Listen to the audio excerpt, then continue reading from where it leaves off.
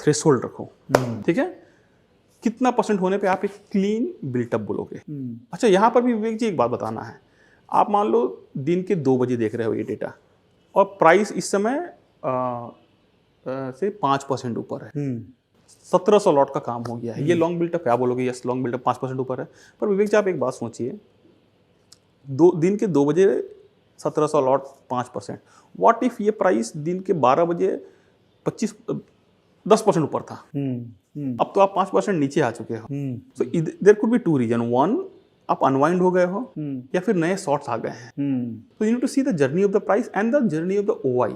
तो intraday price movement और intraday OI movement दोनों देखना साथ में जज करना। So never see the price movement from the previous closing, okay, you have to see it from a point where it has taken a reversal. Suppose ऊपर से नीचे आ गया तो आप देखो कि ऊपर से नीचे जब आ रहा तो ओआई अगर घट रहा तो उसको कि वो अनवाइंडिंग हो रहा है, राइट। पर अगर ऊपर से नीचे आ रहा ओआई नहीं घट रहा तो भैया वो तो नए पोजीशंस के थ्रू प्राइस नीचे आ रहे हैं, most likely these are short positions.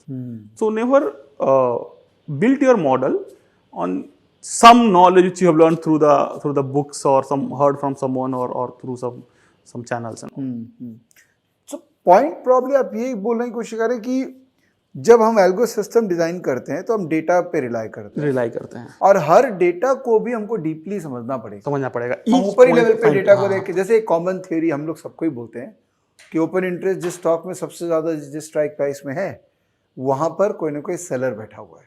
It's a common usage. जैसे निफ्टी बैंक निफ्टी में कॉमन ही चल रहा है ना अभी कि ओआई जहां पर है मतलब seller of the option is कि वो उस प्राइस को डिफेंड करेगा।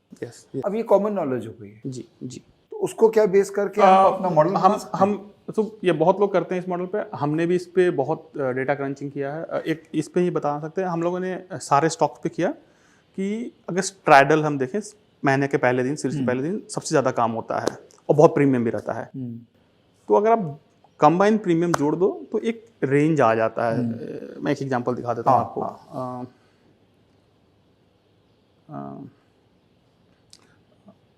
एक्सिस बैंक की बात करते हैं। स्टार्ट ऑफ द सीरीज में ये 735 रुपए का भाव था। ये अभी की ये नवंबर सीरीज की बात हो रही है, अक्टूबर जो सीरीज चल रहा है, अक्टूबर एक्सपायर हो गया क्या? नहीं, अक्टूबर तो एक्सपायर होगा जी, अक्टूबर सीरीज की बात की, ठीक है। तो उस दिन एटीएम कॉल 740 था और पुट 730 था, ठीक है। और उस दिन का एवरेज प्राइस कुछ 22 रुपए और 21 रुपए का। तो बेसिकली ये अगर आप दोनों को जोड़ दो तो इसके ऊपर आपको कंफर्ट जोन आ जा रहा है, ठीक है। तो अगर ये 780 रुपए के नीचे भी हाईएस्ट कॉल है 770 707 पे, तो सेलर को तो पेन नहीं है, उसका पेन इसके ऊपर ही चालू होगा। बरोबर है। तो वो मिसकंसेप्शन में नहीं रहना है कि highest call is resistance point and sell there. दूसरा बात कि ये सारे स्टॉक में वैलिड नहीं है, ठीक है। तो मैं क्या सजेस्ट करता हूँ, मैं क्या प्रैक्टिस करता हूँ कि मैं सारे स्टॉक्स का रन करता हूँ, बट फिर मैं देखता हूँ कि उसका उस फ्राइडे का ओपन इंटरेस्ट क्या है और उसका प्रीवियस सीरीज का एवरेज ओपन इंटरेस्ट क्या है। ओके।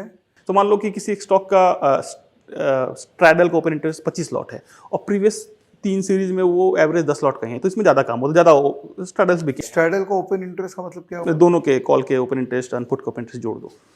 टोटल में या टोटल में? हाँ। टोटल कॉल का ओपन इंटरेस्ट, टोटल पुट का ओपन इंटरेस्ट। जी मैंने वो तो जो पुट कॉल रेशियो निकलता है सर, पुट कॉल रेशियो लोग टोटल आउटस्टैंडिंग निकालते हैं।